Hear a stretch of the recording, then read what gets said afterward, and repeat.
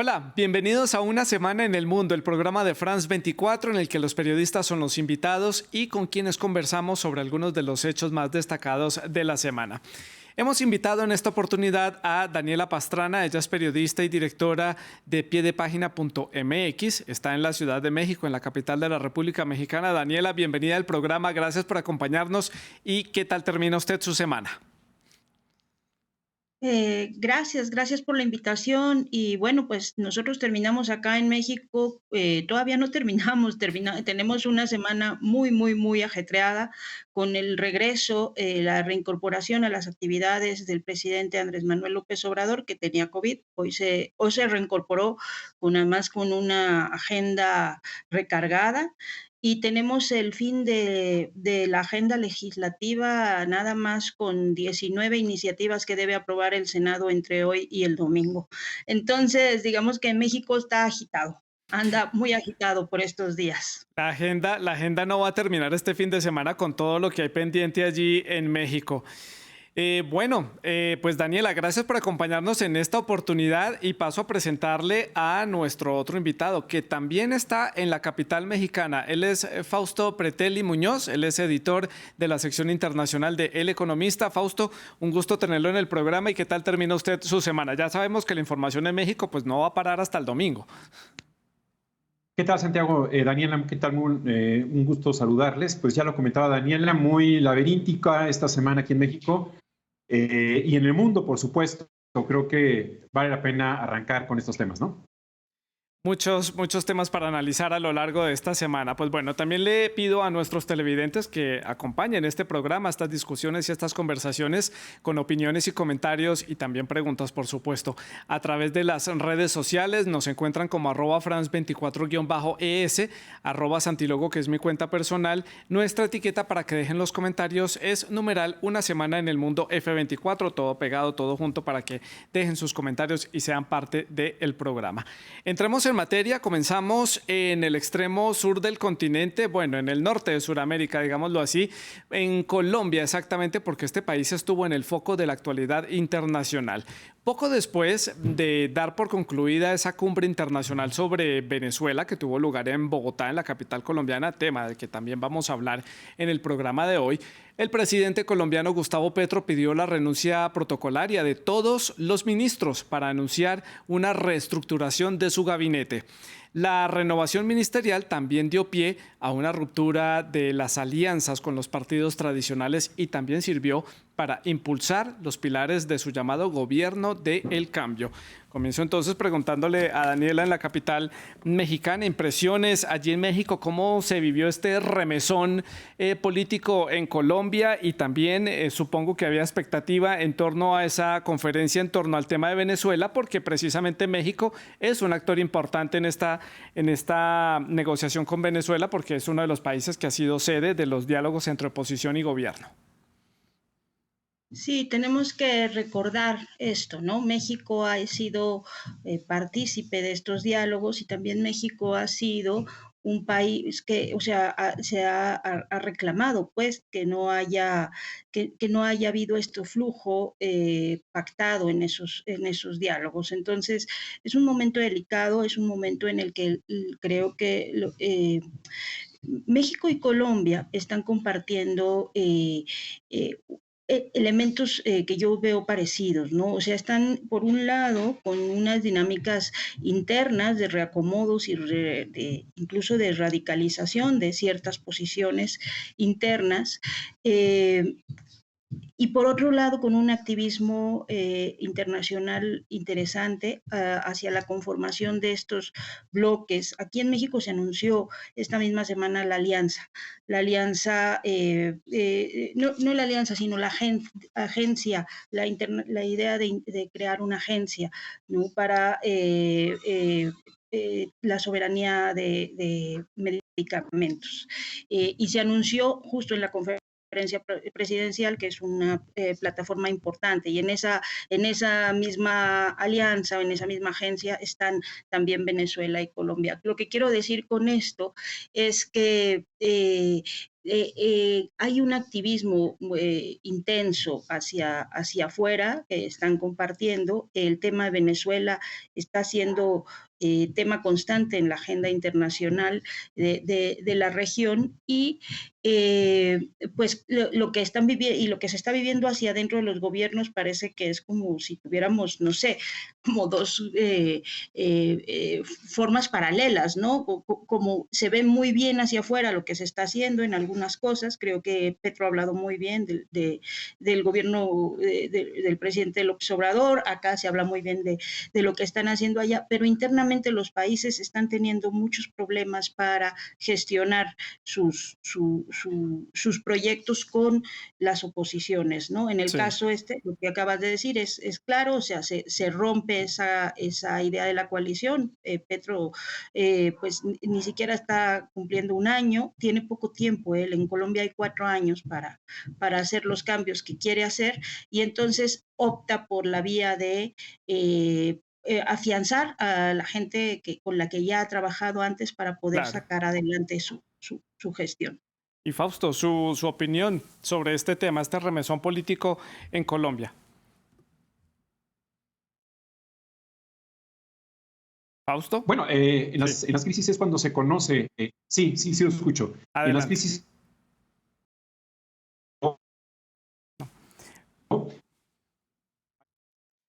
Vamos a retomar entonces la conexión con Daniela mientras restablecemos la conexión con Fausto, que tiene algunos problemas con la conexión. Vamos a mirar cómo podemos mejorar esta conexión a través de internet para retomar la conexión con él. Yo sigo entonces con Daniela.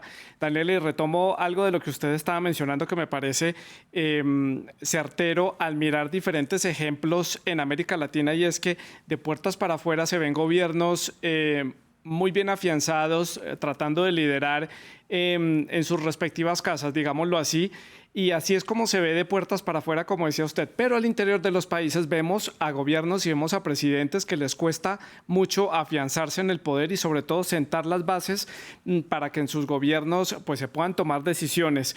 Y hay remociones y hay revolcones de gabinete, como vimos en Colombia, pero es lo que estamos viendo, por ejemplo, en Argentina, en Chile, donde hay que cambiar ministros, hay que tomar medidas rápidas, se toman decisiones apresuradas. Perú, que todavía no logra asentarse políticamente, y Colombia, pues ahora viviendo este cambio de ministros solamente 9 meses después de haberse instalado el gobierno. ¿Eso qué síntoma le da a usted? ¿Que al gobierno le cuesta afianzarse o que es parte simplemente de este proceso de adaptación a llegar a la jefatura del Estado? No, lo que yo creo es que es parte de un proceso que está viviendo el mundo y la región. Compartimos las mismas cosas y efectivamente, o sea, no solo es eso, es la polarización política, la polarización social. A estos gobiernos progresistas les ha costado mucho encontrar el punto medio entre sus proyectos para disminuir la brecha social dentro de un mundo global, dentro de un mundo que ya tiene reglas y dentro de un mundo que ya está funcionando de cierto modo. Entonces, encontrar un punto medio de equilibrio hace que dentro de sus países quienes apostaron por cambios radicales no los vean, o sea, no puedan tampoco apoyar una serie de medidas que están haciendo, que en las oposiciones tampoco los estén viendo con buenos ojos y al final están gobernando también con lo que tienen. Se ha visto que no es suficiente los cuadros que tenían al llegar al gobierno para tener un gobierno nacional que pueda ser efectivo en todas las medidas, ¿no? Entonces, todas estas contradicciones las estamos viendo repetirse en todos los países de la región. No es una cosa de un gobierno. No han encontrado esa fórmula y están intentando, ¿no? Pero sí, efectivamente, no vemos cómo lidian con esa contradicción. Y vemos una disputa y también muchísima polarización en torno al cambio. Muchas personas votan y apuestan por ese cambio, pero hay personas reticentes al cambio. Eso genera muchísimos choques a nivel social y lo vemos en diferentes países de América Latina. Fausto, lo tenemos de nuevo en el programa. Adelante, contamos con su opinión. Adelante. Sí, a ver, yo lo que le decía es que se le acabó la luna de miel al presidente de Colombia, a Gustavo Petro. ha cometido dos deslices a nivel internacional. El primero de ellos fue haber anunciado un cese al fuego por el ELN, la guerrilla, y no fue así. Es decir, en pocas horas respondió la guerrilla que no había llegado a esa negociación, esa conclusión. El segundo desliz creo que lo vivió esta semana en una convocatoria con la oposición de Nicolás Maduro y del propio, pues de varios países que de alguna manera quieren pues que se sienten a la mesa a negociar las próximas elecciones que sean transparentes y creíbles. Creo que no supo manejar la crisis de Juan Guaidó. Guaidó llegó de manera pues ilícita e ilegal a Colombia. Colombia pues lo despachó prácticamente, lo embarcó, lo llevó a un avión y lo despachó para Venezuela, para Miami. En ese sentido, creo que el gran examen para Petro será creer o no creerle en la palabra de Nicolás Maduro. Nicolás Maduro ha convocado o ha estado participando en más de 15 mesas de negociación y Nicolás Maduro sigue al frente del gobierno, es un dictador. En ese sentido, creo que ha sido bastante absurda la idea de creerle. Inclusive el propio gobierno de México piensa que sí va a haber una negociación limpia y transparente y que de alguna manera Nicolás Maduro va a querer unas elecciones limpias. Falso, por supuesto. Y en ese sentido creo que Petro internamente ahora también es la primera crisis que recibe y vemos cómo de alguna forma se le ha acabado la luna de miel. Hay que ver que Colombia estuvo durante 2 décadas gobernada por el uribismo. Creo que es una transición difícil la que está viviendo y que la que va a vivir. Y vamos a ver si Gustavo Petro tiene un perfil de un estadista, de un presidente que necesita conciliar internamente a muchas fuerzas del país porque el Congreso no es suyo. Fausto, ya a nivel interno usted lo dice, le está costando mucho al presidente Petro crear consensos, convencer a muchos sectores políticos y tal vez lo que todavía no se termina de entender, se lo digo porque estoy en Bogotá en este momento, es entender a qué está jugando Petro a nivel internacional, sirviéndole de tanto apoyo a Venezuela. ¿Cuál es el interés de regresar a Venezuela al escenario internacional y él ser este gran abanderado de ir a abogar por ellos en escenarios internacionales y prácticamente pues llevar una agenda que va enrutada hacia eso?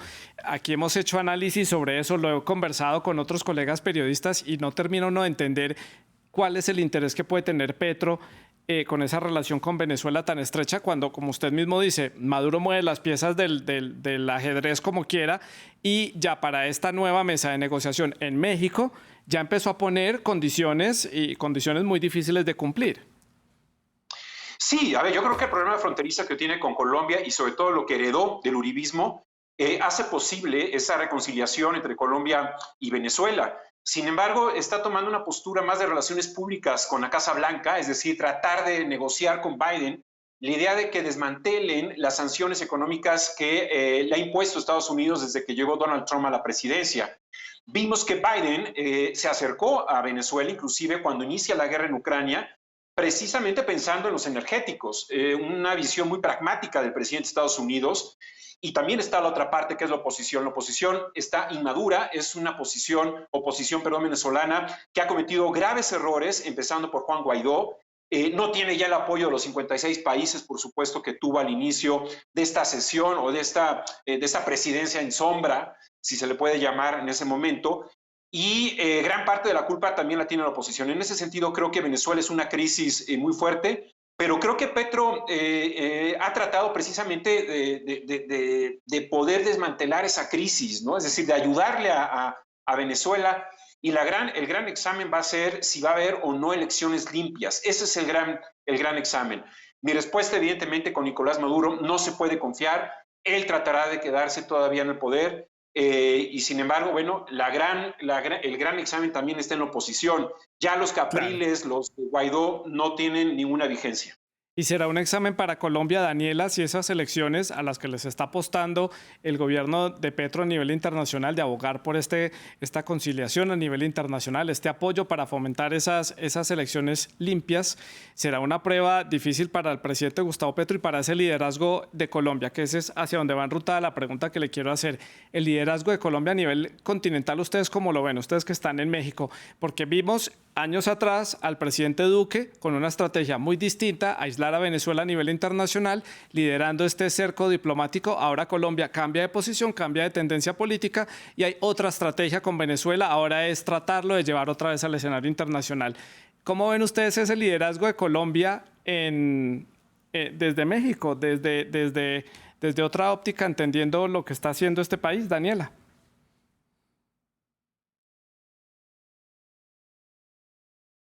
Bueno, entonces le paso la palabra a Fausto sobre este tema. Bueno, a ver, yo creo que empezó con muchas expectativas Petro, es decir, desde México vimos que el uribismo ya estaba agotado, ya no tenía de alguna manera un planteamiento hacia adelante. Iván Duque, digamos que no fue o no tuvo liderazgos de sus antecesores, y en ese sentido creo que la izquierda, que por vez primera llegaba a Colombia, generaba cierta expectativa. No sabíamos cuál iba a ser el comportamiento ya del presidente Petro. Sabíamos que venía de una izquierda radical, de una izquierda más de la guerrilla, y que no podría de alguna manera continuar con esa visión, precisamente por lo que está ocurriendo en la región, ¿no? Es decir, en medio de dictaduras como la es venezolana, la cubana, la nicaragüense, en medio de crisis económicas como la Argentina, de una ultraderecha o derecha que estaba Bolsonaro cuando llega Petro, ahora ya está Lula, pero ahora la región sí se ha cargado hacia la izquierda y nos hemos dado cuenta que hay varios tipos de izquierda. No es el mismo Boric que el mismo Petro o que Lula, 20 años después, que también ha cometido errores a nivel internacional en la actualidad. Pero el liderazgo de Petro, creo que ese es el gran examen. Si a nivel internacional logra tener acercamientos con diferentes potencias, lo mismo Estados Unidos, la Unión Europea, China inclusive, podría de alguna manera pues, tener cierto crecimiento a nivel regional. En la región, Santiago, hemos estado prácticamente sin liderazgos desde que llega López Obrador. También se pensaba que iba a crecer a nivel regional. Fue totalmente un fracaso a nivel internacional y regional, es decir, no tiene un perfil internacionalista. Lula es el que ha sacado un poco la cabeza en las últimas semanas con el intento de negociar con Rusia, se ha aliado con China, se ha acercado mucho con China, lógicamente Brasil, pero Petro le apostó a Venezuela. Como usted menciona, quizás no había tanta expectativa o por qué, muchas razones alrededor de esa decisión. Creo que la razón era bracear en contracorriente del uribismo. Creo que él quería, Petro, sacar la bandera de que iba a ser conciliador con Venezuela, un país, pues, además de vecino, muy cercano, y que al abrir la frontera, pues, iba a haber también una apertura de oxígeno democrático en Venezuela. No lo hemos visto y ojalá que no sea no le vaya a creer Petro a Nicolás Maduro de que sí tiene intenciones de hacer elecciones limpias. No las tiene y a partir de esa premisa hay que empezar a ver qué pasa allá en Venezuela en las próximas elecciones. Sí, puede ser una de las opciones. Me llama la atención y con esto voy cerrando este tema de Colombia, es esa lucha, o no sé si lucha, pero sí hay cierta intención por parte de Lula y por parte de Petro de tomar ese liderazgo de la izquierda, por lo menos en la región de Sudamérica, un liderazgo que tampoco tomó Gabriel Boric, que se veía muy impulsado al inicio de su gobierno, y vemos a Petro con una agenda también muy internacional, yendo a la Casa Blanca, haciendo estas conferencias con representantes de casi 20 países en Bogotá, una agenda muy nutrida a nivel internacional. De hecho, la próxima semana viajará a España para reunirse con el gobierno español y con el rey allí en Madrid para hablar de temas pues, bilaterales y de inversión de España en Colombia y viceversa. Y es un poco también lo que está tratando de hacer Lula a nivel internacional. Muchísimo relacionamiento, volver a Brasil a la escena internacional. Tal vez se puede inferir que Petro va como en la misma línea, dándole un poco de visibilidad a Colombia a nivel internacional. Fausto, hemos perdido la conexión con Daniela, también la vamos a retomar más adelante, continuamos conversando usted y yo y pasamos a hablar del siguiente tema que tenemos en la agenda.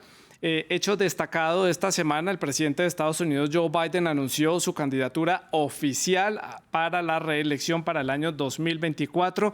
Esta decisión ha abierto el debate sobre si su avanzada edad impide el desarrollo óptimo de sus funciones como presidente de Estados Unidos. El mandatario ha destacado sus logros, también las metas que quiere cumplir y por eso pues, ha hecho en su discurso y en su mención sobre esta reelección una frase clave que la recojo en esta introducción y es que busca terminar el trabajo. Quiere cumplir con esa ambiciosa agenda que tiene de múltiples factores y aspectos a mejorar en Estados Unidos. Ahora la pregunta es, ¿quién será entonces su rival del lado republicano? ¿Quién puede ser esa figura que haga contrapeso en esas elecciones y pues se enfrente al presidente Joe Biden en esa disputa por mantenerse en la Casa Blanca. Primer tema para analizar sobre este tema, Fausto, la edad. Mucha controversia en Estados Unidos en torno a la edad del presidente.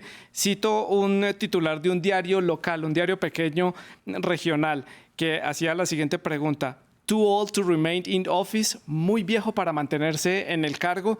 ¿Le parece a usted que es muy viejo para que el presidente Biden se quede otros 4 años en la Casa Blanca? Bueno, a ver, yo creo que las expectativas que tenía el presidente Biden cuando llegó a la Casa Blanca era de un presidente de transición, un presidente que iba a transitar a su país de un estado caótico que heredó del presidente Donald Trump a un estado en donde se respete la institución presidencial. Creo que le gustó quedarse y también hay una ausencia de liderazgos en el Partido Demócrata. Creo que sí la edad es muy avanzada. Hemos visto un presidente Biden que no viaja mucho al exterior.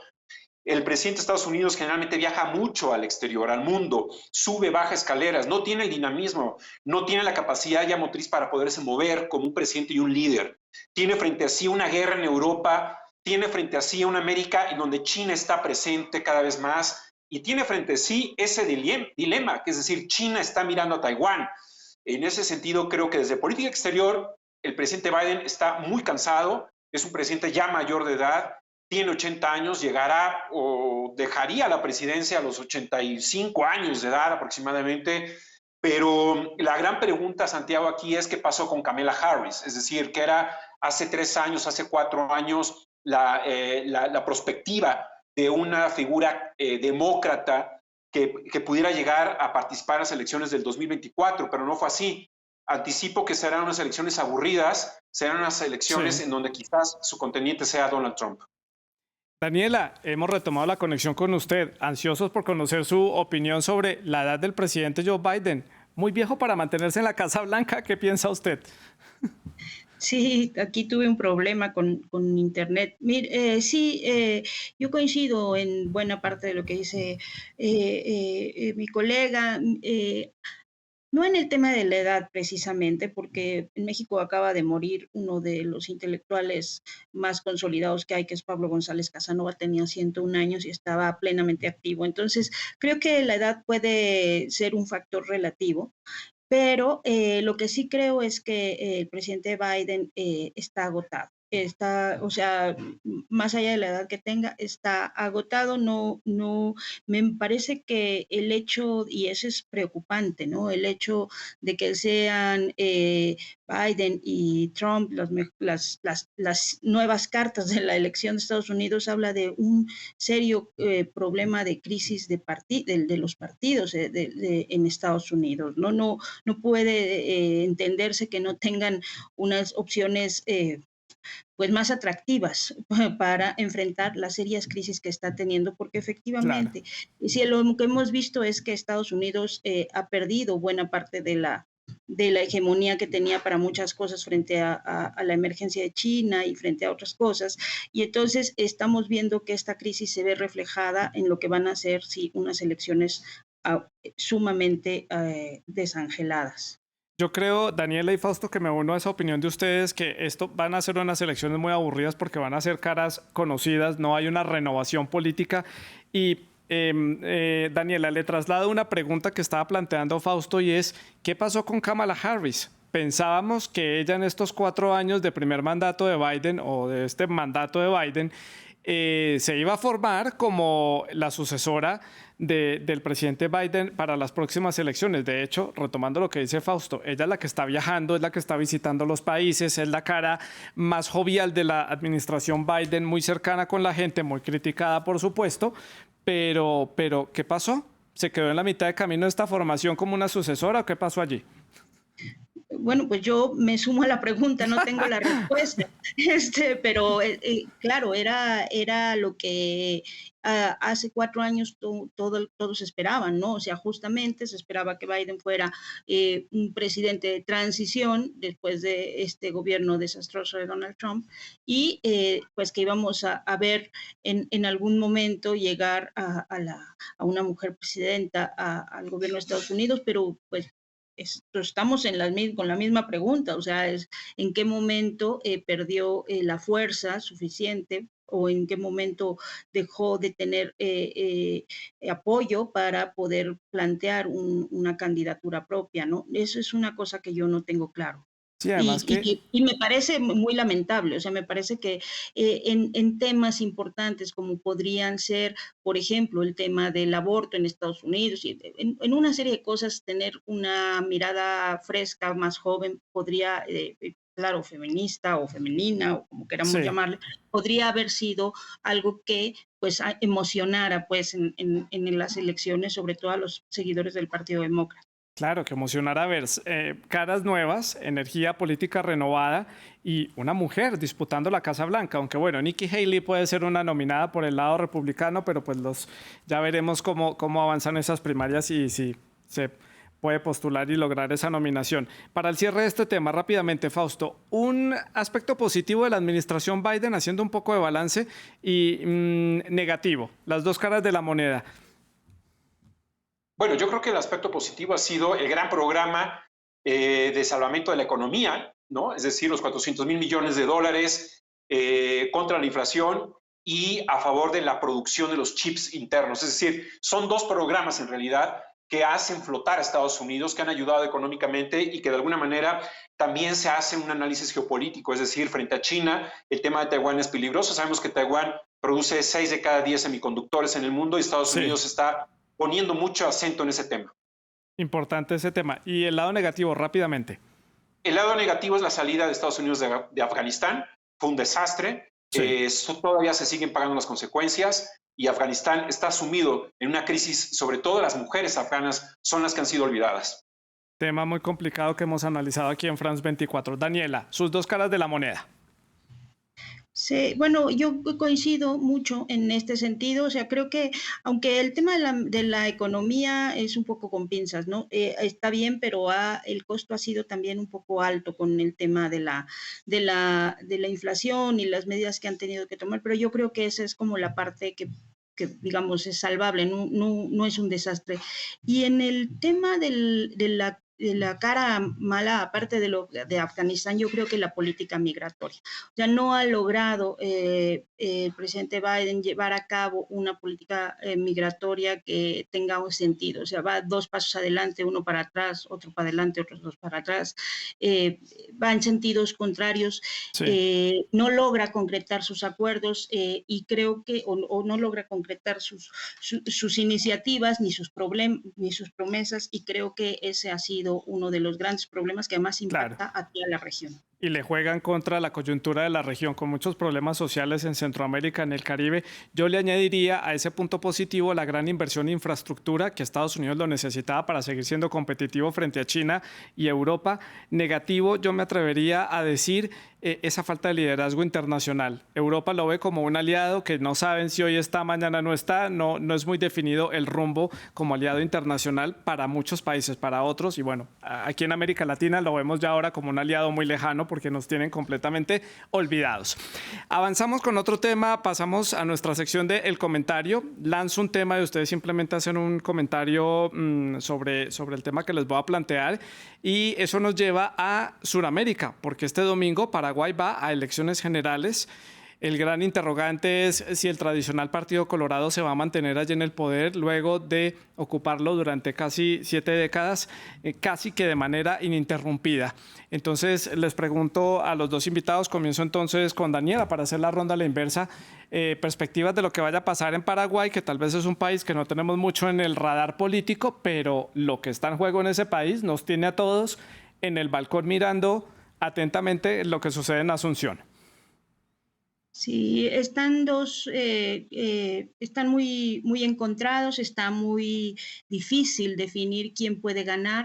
Eh, eh, También están ahí muchas divisiones internas, tanto del Partido Colorado como de esta alianza opositora, y yo al final lo que creo es que en ninguno de los casos va a ser una opción que tenga o que logre tener la mayoría digamos, el agrado de la mayoría de la población paraguaya. Está muy fragmentado, o sea, está dividido en 2 bloques, ¿no? Claro. Pero al final muy fragmentado. Sí, y con la población muy apática frente a estos comicios. Fausto, su opinión, su comentario sobre Paraguay. parece un símil a la mexicana, es decir, el Partido Colorado es como el PRI, décadas y décadas gobernando y de alguna manera también ya la gente se va aburriendo. Internamente está muy dividido el candidato Santiago Peña con el presidente Abdo, y eso en ese sentido, Abdo, perdón, y en ese sentido creo que puede perder muchos votos. La inseguridad está creciendo en el país y eso le da pie a la oposición, esta gran alianza que tiene para poder pues tratar de ganar las elecciones. Será muy difícil porque el Congreso será colorado, será muy difícil porque la infraestructura, el andamiaje político de Paraguay está hecho a semejanza de lo que es el Partido Colorado. Sí. Se necesita un cambio radical. Cerramos el comentario, doy paso al siguiente comentario porque en estos días se está siendo celebrada la Feria Internacional del Libro de Bogotá y también comenzó la Feria del Libro en la ciudad de Buenos Aires, en Argentina.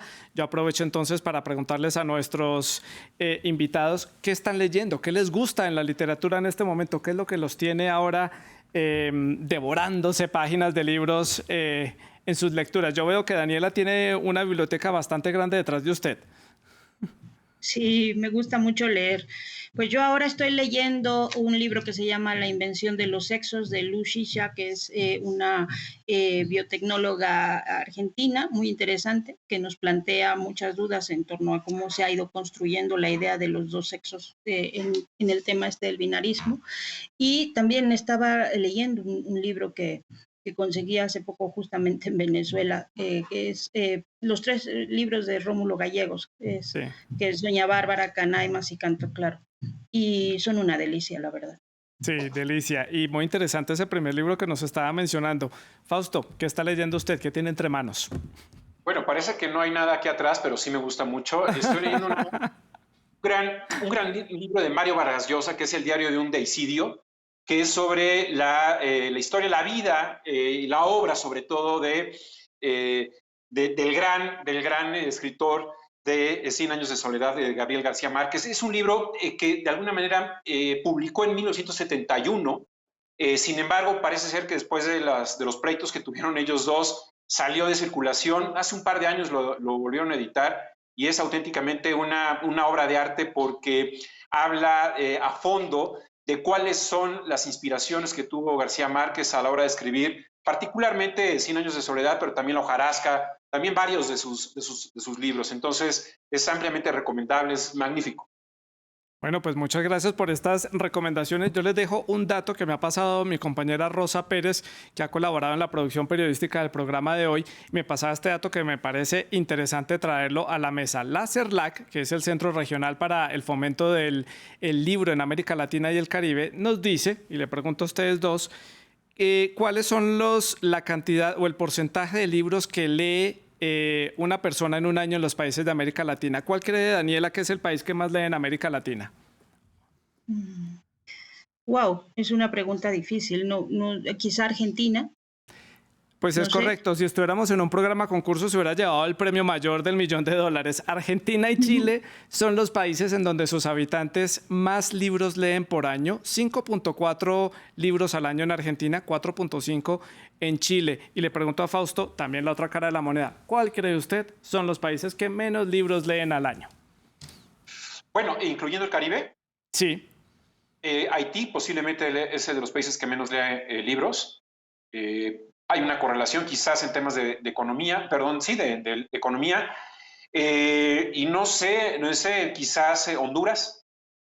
Pues yo lamento decirles que México es el penúltimo con 2,9 libros por año leen sus habitantes, pero peor aún, Colombia, 2,2 libros al año. Somos el país que menos libros lee al año en la región de América Latina. Esto dice mucho del tipo de sociedad que tenemos en América Latina, sociedades que no leen mucho, teniendo unos autores fascinantes. Pues ya lo saben, la Feria del Libro de Bogotá ya está presente también el stand de France 24, donde ustedes pueden acercarse a obtener información de la cadena. Allí también estaremos haciendo algunas entrevistas y algunos programas y bueno, y disfruten de la feria también en la ciudad de Buenos Aires. Para el cierre, Daniela y Fausto, vamos a preguntarles cuáles van a ser esos temas que van a tener bajo la lupa, bajo el radar, para la próxima semana en sus redacciones. Fausto, adelante. Bueno, yo creo que Ucrania sigue en el radar internacional, muy atentos de lo que pueda llegar a ser Lula también, pero sobre todo China en este tema. Será de alguna manera un elemento fundamental. Y bueno, lo de Estados Unidos también es importante, que cómo se va a ir perfilando estas sanciones o estos juicios que están en contra de Donald Trump. Vamos a ver si pueden hacer algo en contra de él o no. Y creo que esos son los dos temas importantes. Y Daniela, sus temas para el cierre. Pues yo voy a estar muy atenta a las actividades de Francia Márquez en África, que puede ser muy controversial, pero para mí es un tema que tiene que ver con decolonización y antirracismo, y es un tema importante. Tema importante, yo les pongo sobre la mesa esa gira del presidente de Colombia, Gustavo Petro, a España como parte de todo este periplo a nivel internacional. Por supuesto, Ucrania siempre va a seguir siendo un tema importante en la agenda internacional. Las elecciones en Paraguay, la próxima semana estaremos analizando quién ganó y quién va a llegar entonces a la presidencia de ese país suramericano en donde hay tanto en juego. Y añado, también vamos a estar muy pendientes a lo que pasa en España y Portugal en torno a la ola de calor que va a afectar a ese país en los próximos días. Y bueno, me uno también al tema de Daniela, la gira de Francia Márquez por algunos países africanos que genera mucha expectativa. No es común que un mandatario o un representante de un gobierno latinoamericano esté haciendo una gira extensa como la que va a hacer Francia Márquez por el continente africano. Daniela, Fausto, un gusto tenerlos con nosotros en el programa. Muchas gracias por habernos acompañado hoy. Buen fin de semana para ustedes. Igualmente, gracias. Muchas gracias. Bueno, y ustedes, pues muchas gracias por habernos acompañado. Les recuerdo que pueden seguir dejando los comentarios y preguntas a través de las redes sociales. La producción del programa estuvo a cargo de Andrés Doncel, la producción periodística. Hoy tuvo la colaboración de Rosa Pérez, mi compañera en la redacción de France 24, y la producción de invitados estuvo a cargo de Tania Herrera. Sigan con nosotros, sigan en France 24.